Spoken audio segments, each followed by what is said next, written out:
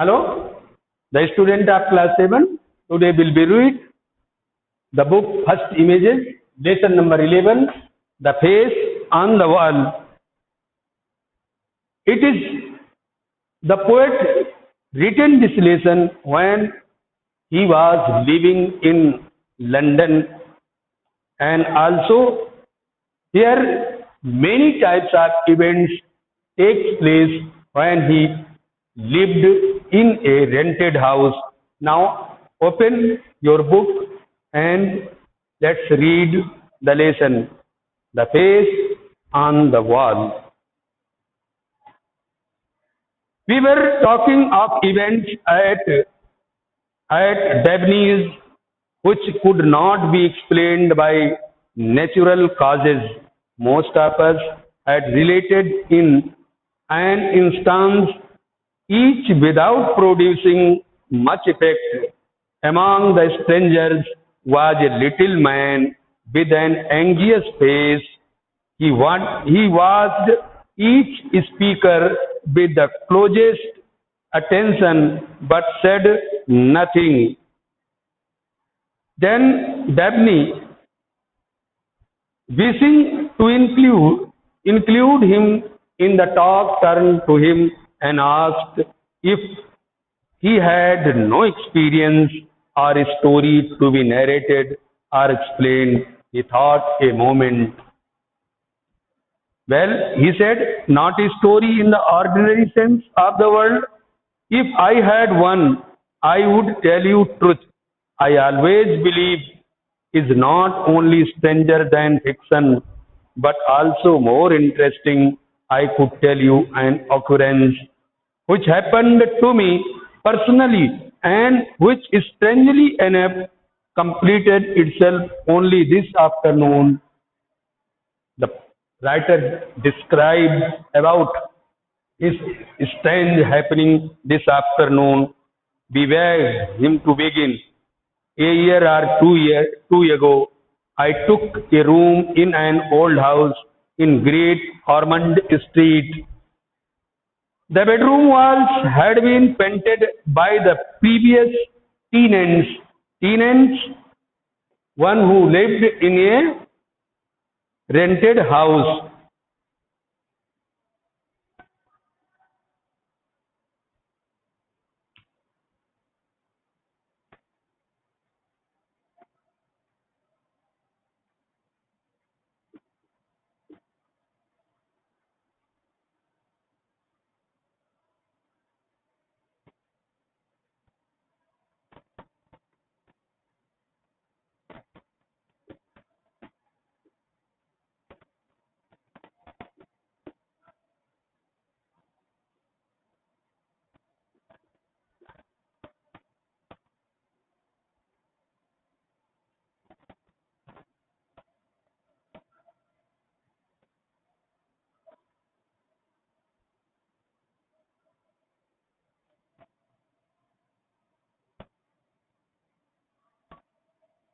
And pays rent.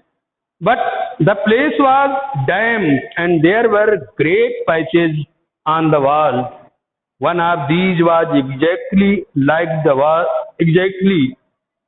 a face. One morning I came to think of it as real as my fellow lodger guest.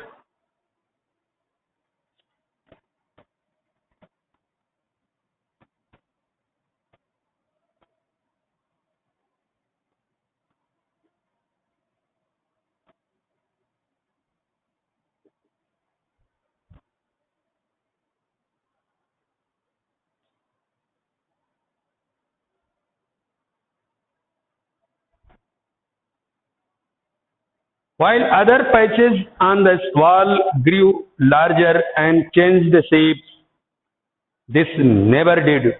While there, I fell ill and influenza, and all day long I had nothing to do but read or think. It was then that the face began to get a firmer hold of me. I grew more and more real and remarkable. There was a curious curve of the nose and the forehead was remarkable. In fact, the face of an uncommon man, a man in a thousand. Well, I got better, but the face still controlled me. I found myself searching the streets for one like it. Somewhere I was convinced the real man must exist. I only knew that he and I were in some way linked by fate. In vain, I often went to places where people gather in large numbers, political meetings, football matches, and railway stations. I search became madness. The search became madness. With me, I stood at busy corner watching the crowd until people thought me mad and the police began to know me and be suspicious. I at last saw him. He was in a taxi driving east along Piccadilly. I saw an empty taxi coming. Follow that taxi, I said, and leaped in. The driver managed to keep it in sight, and it took us to Charing Cross.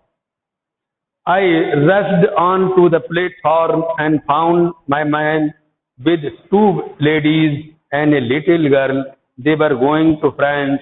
I stayed there trying to get a word with him, but in vain. They moved to the train in one group along with the other friends. I hastily purchased a ticket to Folkestone, hoping to catch him on the boat before it sailed. But in Folkestone, he got on the ship before me with his parents, and they disappeared in a large private cabin. Again, I was defeated, but I was determined to go with him. I had only just enough for a single fare to Bologna.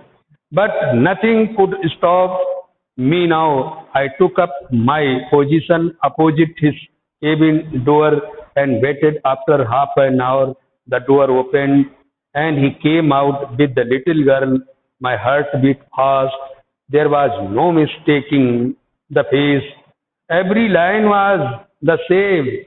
He looked at me and moved towards the way to the upper deck. It was now, it was now or never, I felt. Excuse me, I stammered.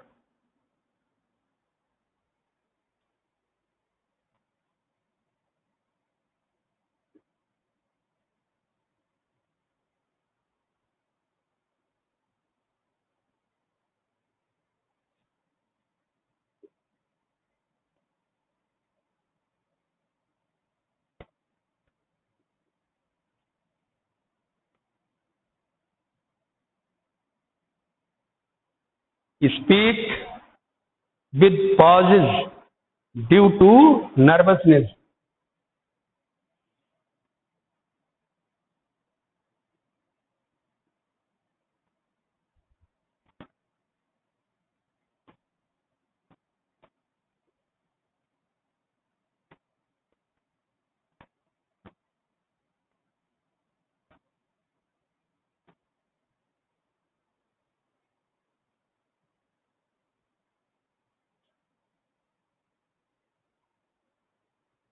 But do you mind giving me your card?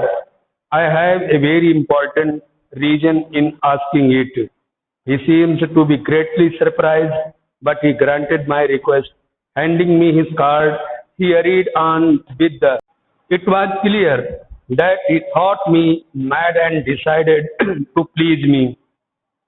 Holding the card tight in my hand, I hurried to a lonely corner of the ship and read it. On it were the words Mr. Ormond Wall with an address at Pittsburgh, USA. I remember no more until I found myself in a hospital at Bologna. There I lay in a broken condition for some weeks. He was silent. I went back. He started once again after a moment or so. the great Ormond Street to find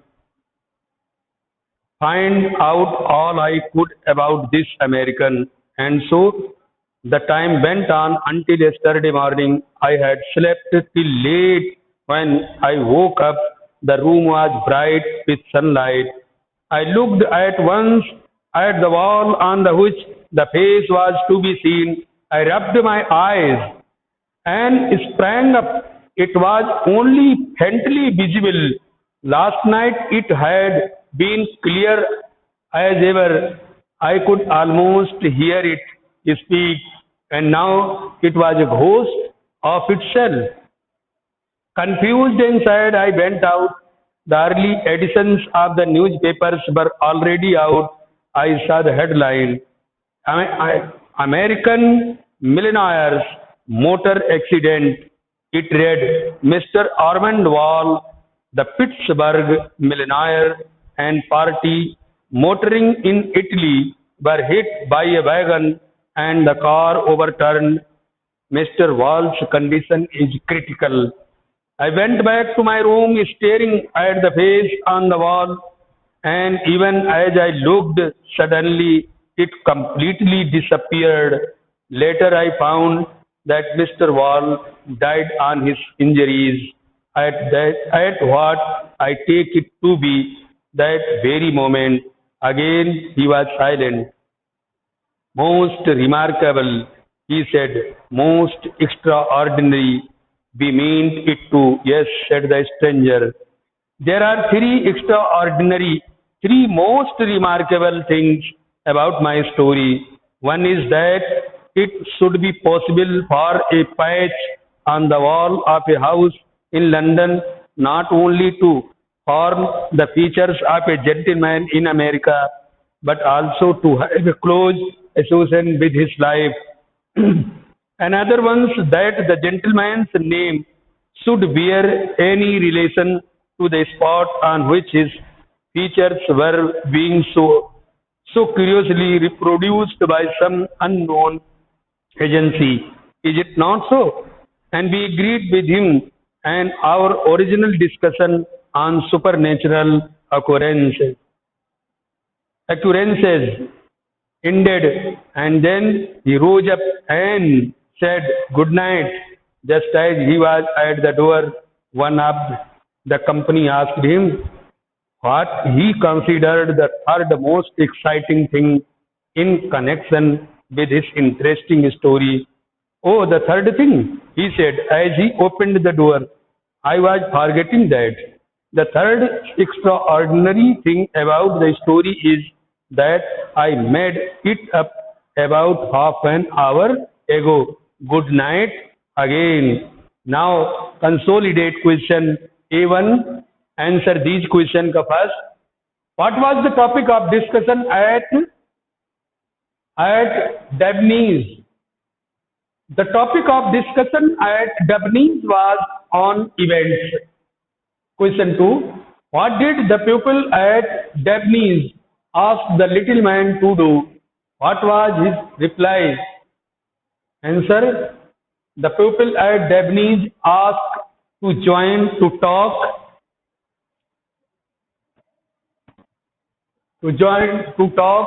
He replied that he had no experience or story to be narrated or explained.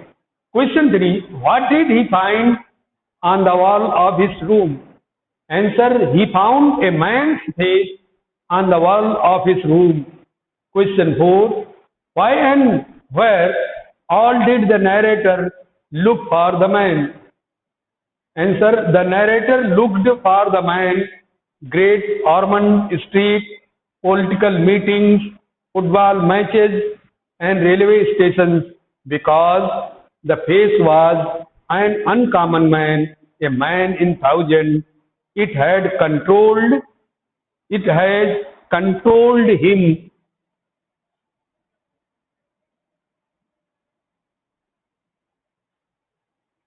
Question 6. Question number 5. What did the narrator ask the man? What happened after narrator read the card? The narrator asked the man his card. After narrator read the card, he found himself in hospital. What happened to the face on the wall? The face on the wall disappeared. Now, A2, question number 1 and 2 MCQs you have to complete as your homework. Now your lesson has completed.